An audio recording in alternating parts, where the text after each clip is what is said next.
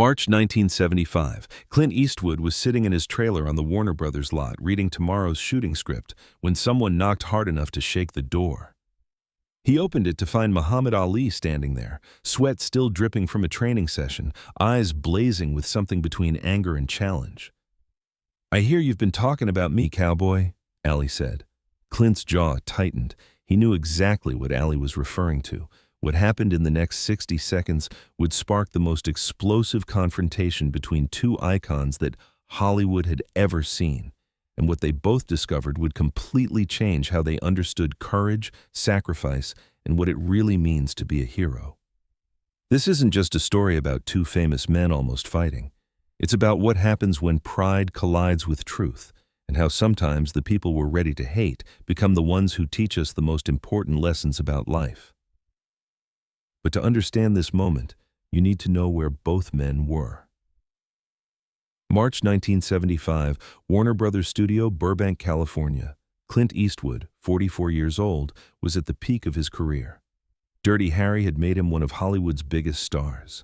Every movie he touched turned to gold. He was America's tough guy, the man who never backed down, the cowboy who always won.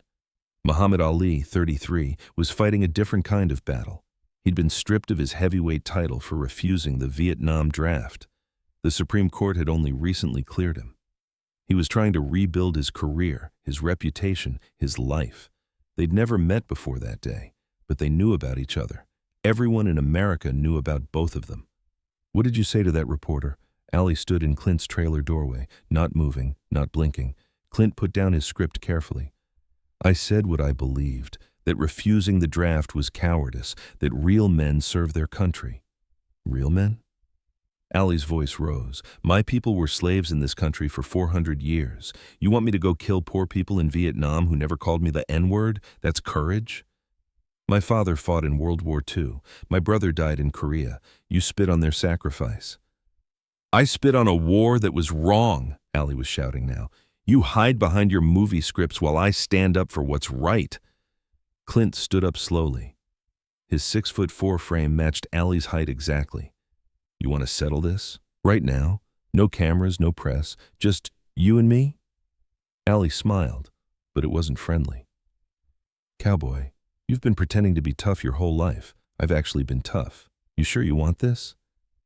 What neither man knew was that someone was listening outside the trailer, someone who would change everything. What Clint and Al didn't know that day was they had something profound in common, something that would only come to light in the most unexpected way. March 15th, 1968, 7 years before that confrontation, Clint's younger brother, David Eastwood, was serving in Vietnam. David was 28, married with 2 kids, believed deeply in the war, in duty, in serving his country. That same day, Muhammad Ali officially refused induction into the U.S. Army. He said, "I ain't got no quarrel with them Viet Cong. No Viet Cong ever called me a N-word." The media exploded. Politicians called Ali a traitor. Boxing commissions stripped his title. He faced 5 years in prison. But what nobody knew, what wouldn't be discovered for 7 years, was that David Eastwood heard Ali's speech on Armed Forces radio in Vietnam. And something inside him shifted. David started questioning why he was there, started wondering if the war his country told him was righteous was actually just. He wrote letters home to his wife Janet, letters he'd never written before, letters about doubt, about fear, about moral confusion. Then, on June 3, 1968, David Eastwood was killed in an ambush near Da Nang. Clint never forgave Ali for that. In his mind, Ali's words had planted doubt in his brother's mind, and doubt got soldiers killed. But what Clint didn't know, what he couldn't have known, was the rest of David's story, the part that would take 7 years to reveal itself. Back in that Warner Brothers trailer, Clint and Ali were seconds from violence. "Let's go to the parking lot," Clint said, his voice dangerously calm. "Right now, you and me." "You're serious?" Ali looked almost surprised. "Dead serious. You think I'm just a movie star? You think I can't handle myself?" They walked out of the trailer toward the empty parking lot behind the sound stages. About 40 crew members followed at a distance, sensing something historic was about to happen. The two men faced each other in the middle of the asphalt, afternoon sun beating down on them. Last chance to walk away, Allie said. I don't walk away from anything. Allie dropped into a boxer stance, hands up, feet positioned, weight balanced. This was his world. Clint raised his fists, squared his shoulders. He'd done fight choreography for 20 movies. But this wasn't choreography. That's when a voice cut through the tension like a knife. Stop! Both of you, stop right now! A woman ran between them, arms outstretched. She was about 40, dressed in simple clothes, her face streaked with tears. Mrs. Eastwood? Clint stared at her in shock. Janet, what are you doing here? Janet Eastwood, David's widow, stood between two legends about to fight. I came to stop you from making the biggest mistake of your life, Clint. What she said next would change everything both men thought they knew. Janet, this doesn't concern you, Clint said, his voice gentler now. It concerns me more than anyone. She pulled an envelope from her purse, her hands shaking. I should have given you this 7 years ago, after David died, but I was scared of how you'd react. Clint's face went pale. What is that? It's David's last letter, the one he wrote 2 days before he died. The one he never mailed. Allie, still in his fighting stance, slowly lowered his fists. Janet's voice broke. Clint, your brother didn't die because someone made him doubt. He died because he finally started thinking for himself. She held out the letter. Clint took it with trembling hands. Read it out loud, Janet said. Both of you need to hear this. Clint opened the envelope. His brother's handwriting stared back at him. He started reading, his voice cracking. Dear Janet, I don't know if I'll make it home. Every day here makes that less certain, but I need to tell you something important. I heard Muhammad Ali's speech about refusing the draft, and I was angry at first. I thought he was a coward. But then I started thinking about what he actually said. He asked why he should fight people who never oppressed him, why he should kill for a country that won't let his people vote in some states. And Janet, I realized something. He's right. Clint stopped reading. His hands were shaking. Keep going, Janet said softly. I've been here for 8 months. I've seen things that don't make sense. We're told we're fighting for freedom, but I've watched us burn villages full of innocent people. I've seen children killed. I've seen American soldiers lose their souls. This isn't a righteous war. This is just a war. And Muhammad Ali was brave enough to say that when everyone else was too scared. He lost everything, his title, his money, his freedom, to stand up for what he believed. That's not cowardice. That's the opposite. I'm not brave like Ali. I couldn't refuse orders. I'm here, and I'll do my duty.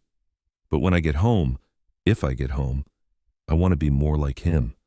I want to stand up for what's right even when it costs me everything. Tell Clint I love him, but tell him he's wrong about Ali. That man is one of the bravest people in America. Your husband, David. The parking lot was completely silent.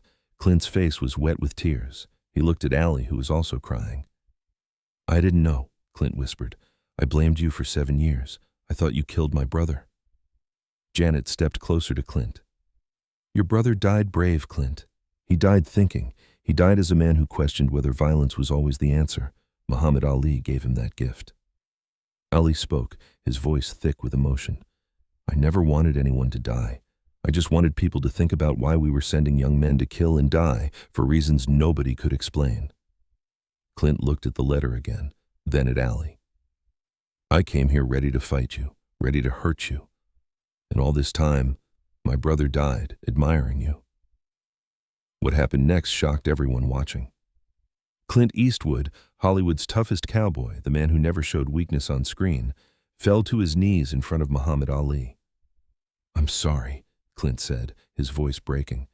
I'm so sorry. I blamed you for something that wasn't your fault. I carried hate for 7 years, and it was based on a lie I told myself. Ali knelt down next to him, putting his hand on Clint's shoulder. You didn't know, brother. You were in pain. People in pain need someone to blame.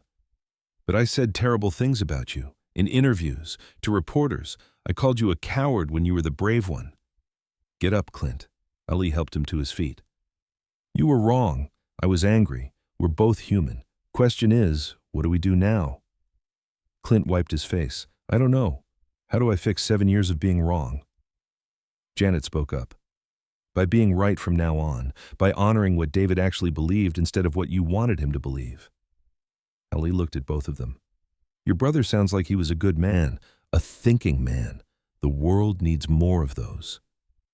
He was. Janet's voice was strong now. And he'd want you both to do something better than fight. He'd want you to build something. Like what? Clint asked. Something that helps people who question. People who struggle with duty and conscience. Young men who are told to go to war but aren't sure it's right. Ali nodded slowly. A program. For veterans. For young people trying to figure out how to be brave in complicated times. Clint looked at him. You'd work with me on that, after everything I said about you? Brother, I'll work with anyone who's trying to do right. Ali extended his hand. But first, you got to do something for me. What's that? Call a press conference. Tell people you were wrong about me, not for my sake, for all the young brothers out there who are trying to stand up for what they believe and getting called cowards for it.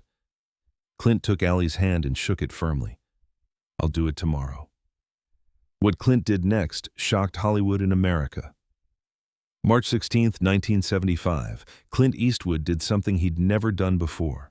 He called a press conference not to promote a movie, but to admit he was wrong.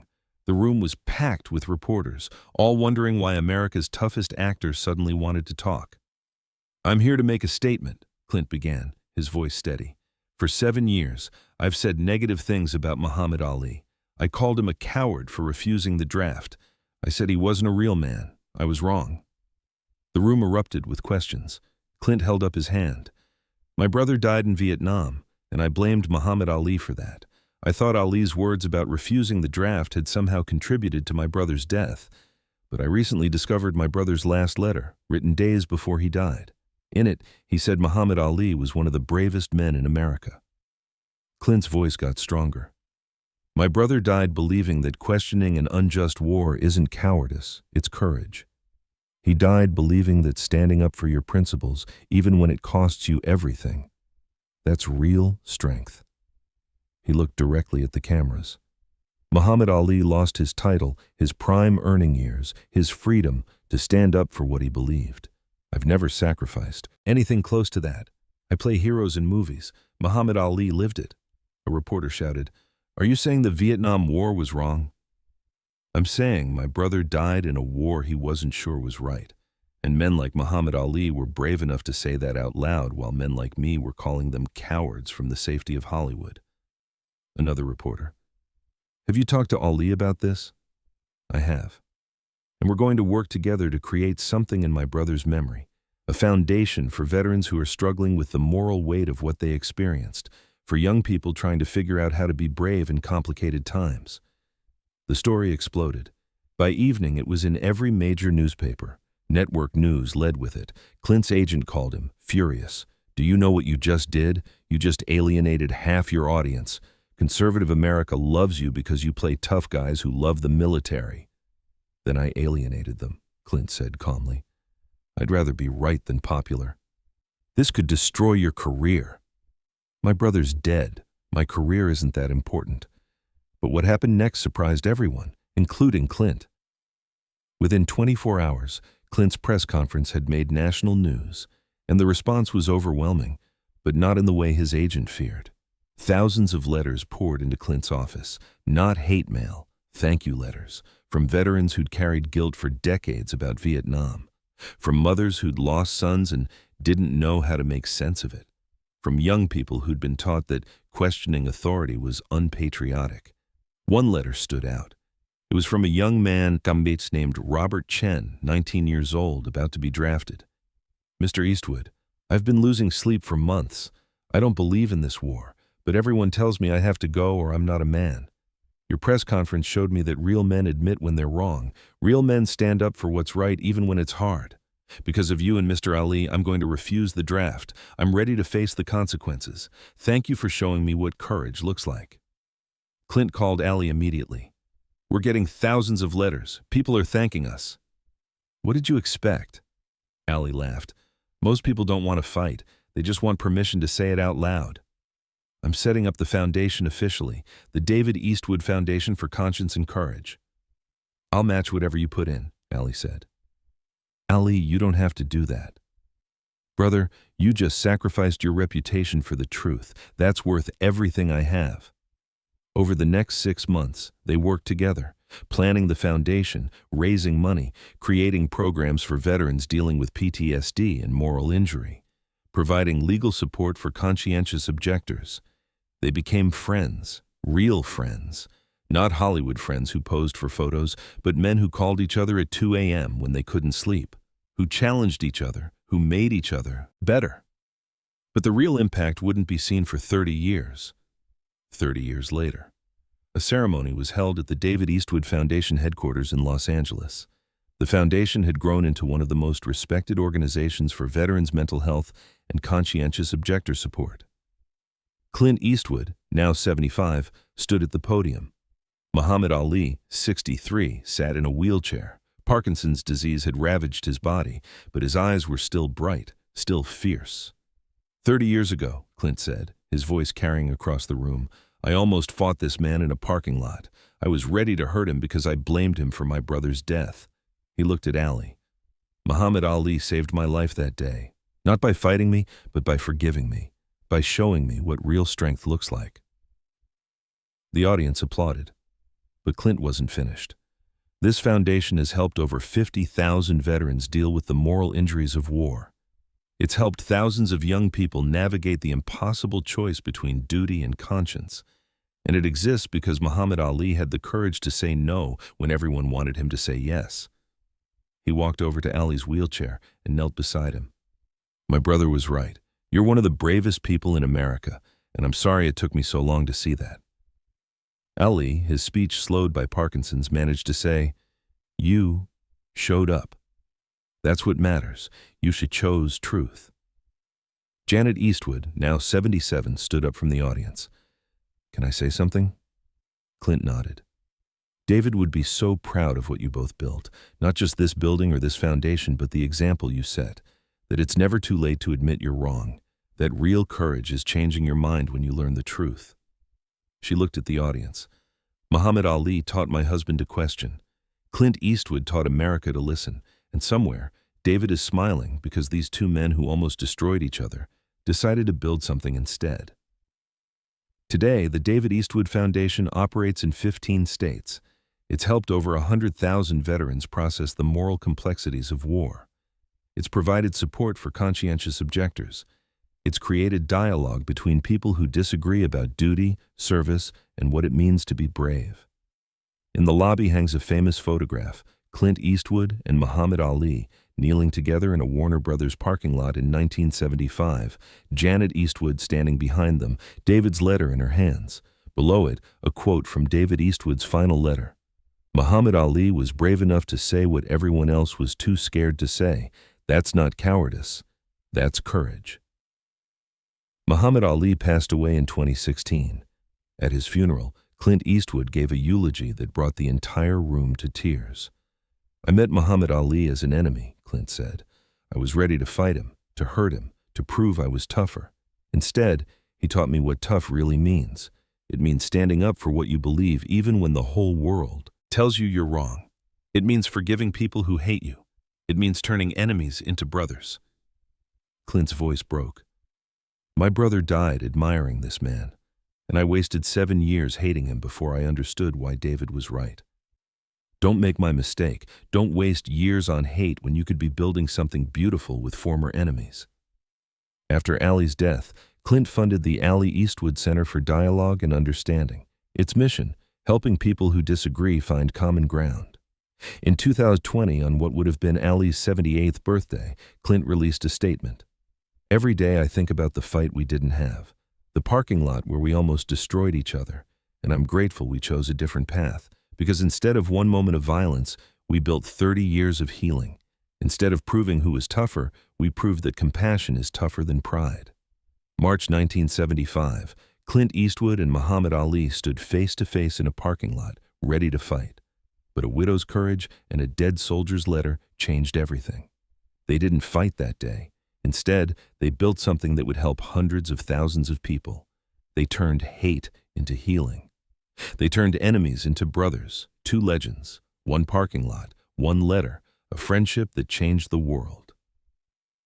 The lesson isn't about who would have won a fight. It's about what we build when we choose understanding over violence, when we choose truth over pride, when we choose brotherhood over hate. Clint Eastwood is 94 years old now. He still visits the foundation regularly. He still talks about Ali, and he still carries his brother's letter in his wallet, the letter that changed everything.